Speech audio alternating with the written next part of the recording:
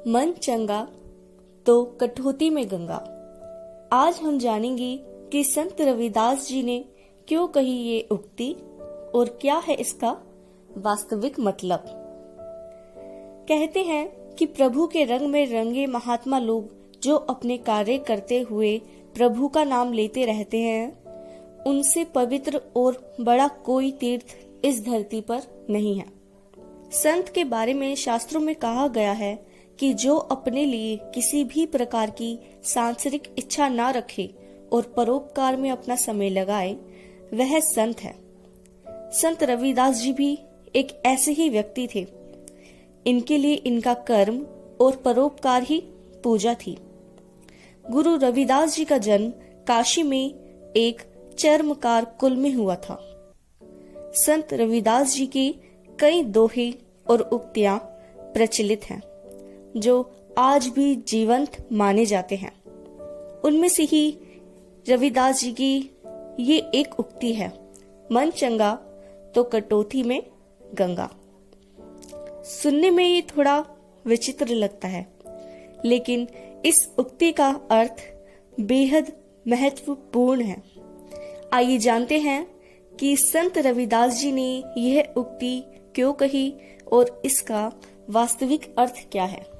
लेकिन उससे पहले अगर आपने वीडियो को लाइक नहीं किया तो वीडियो को लाइक कीजिए, चैनल को सब्सक्राइब कीजिए और बेल आइकन दबाइए ताकि आपको मेरे आने वाले सारे नए वीडियोस की नोटिफिकेशंस मिलती रहे। तो चलिए करते हैं लेसन की शुरुआत। संत रविदास जी के विषय में एक कथा प्रचलित है कि एक बार ये अपने जूते बनाने में व्यस्त थे। उसी वक्त उनके पास एक ब्राह्मण आए और कहने लगे, मेरी जूती थोड़ी टूट गई है, इसे ठीक कर दो। जिसके बाद रविदास जी ब्राह्मण की जूती ठीक करने लगे। फिर अचानक रविदास जी ने उनसे पूछा, श्रीमान आप कहाँ जा रहे हैं? इस पर ब्राह्मण ने कहा, मैं गंगा स्नान करने जा रहा हूँ। तुम चमड़े का काम करने वाले क्या जानोगे कि गंगा स्नान से कितना अधिक पुण्य मिलता है। रविदास जी ने कहा, सही कहा श्रीमान, हम मलिन और नीच लोगों के गंगा स्नान करने से तो गंगा भी अपवित्र हो जाएगी। इस पर उस ब्राह्मण ने कहा, ये लो अपनी मेहनत के एक कोड़ी और मुझे मेरी जूती दो। फिर रविदास जी ने ब्राह्मण से कहा कि ये कोड़ी आप माँ गंगा को गरीब रविदास जी की भेंट कहकर अर्पित कर देना। इसके बाद ब्राह्मण अपनी जूती लेकर चला गया। रविदास जी फिर से अपने काम में व्यस्त हो गए। गंगा स्नान के बाद जब ब्राह्मण घर वापस जाने लगा तो उसे याद आया कि उस शूद्र की कोड़ी तो गंगा जी को अर्पण की ही नहीं। उसने कोड़ी निकाली और गंगा के तट पर खड़े होकर कहा, हे माँ गंगे, रविदास की ये भेंट स्वीकार करो। उसी वक्त गंगा जी से एक हाथ प्रकट हुआ और आवाज आई, लाओ रविदास जी के ये भेंट मेरे हाथ पर रख दो। जिसके बाद ब्राह्मण ने उस कोड़ी को हाथ पर रख दिया। जब ब्राह्मण हैरान होकर वहां से लौटने लगा तो फिर उसे वहीं आवाज सुनाई दी, पंडित ये भेंट मेरे ओर से रविदास जी को दे देना। दरअसल गंगा जी के हाथ में एक रत्न जड़ित कंगन था। ब्राह्मण हैरान होकर उस रत्न जड़ित कंगन को लेकर चल पड़ा। हीरे जड़े कंगन को देखकर पंडित के मन में लालच आ गया।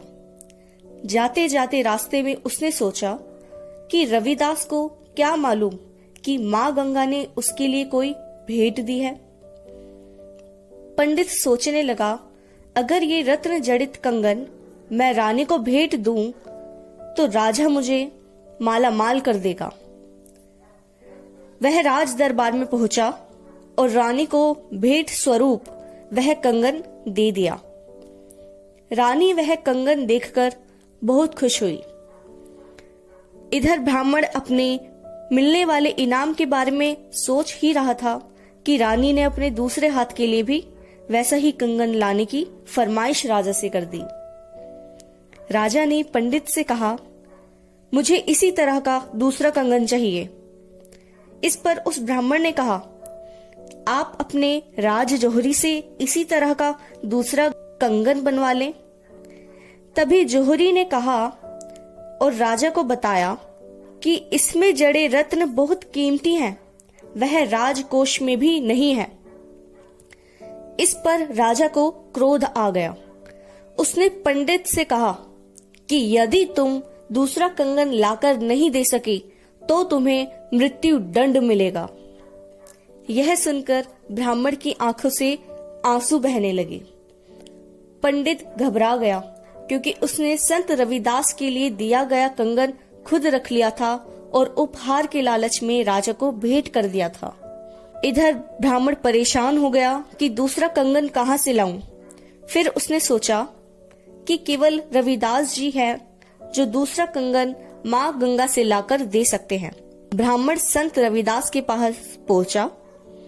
वहां रविदास जी अपने काम में हमेशा की तरह व्यस्त थे। ब्राह्मण ने दौड़कर उनके पैर पकड़ लिए और पूरी बात बताई। साथ ही वे अपने जीवन की रक्षा की प्रार्थना करने लगे।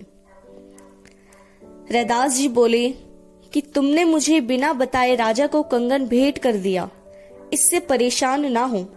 तुम्हारे प्राण बचाने के लिए मैं गंगा से दूसरे कंगन के लिए प्रार्थना करता हूँ।